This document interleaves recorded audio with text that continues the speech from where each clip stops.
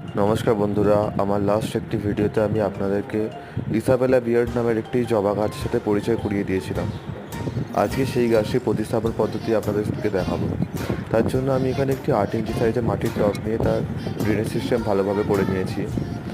এরপর আমি তার উপরে কিছু পুরনো পাতা এবং মাটি দিয়ে দেবো, দিয়ে ভালো করে চেপে চেপে ভরাট করব।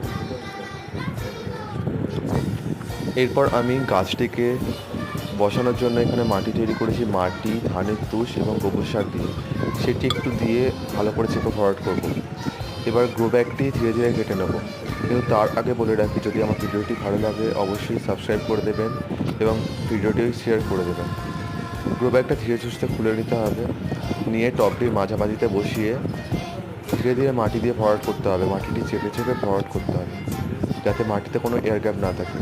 বসানো হলে গাছটিতে ভরপুর মাত্রায় জল দিয়ে দেবেন। সবাই ভালো থাকবেন, গাছ বসাবেন।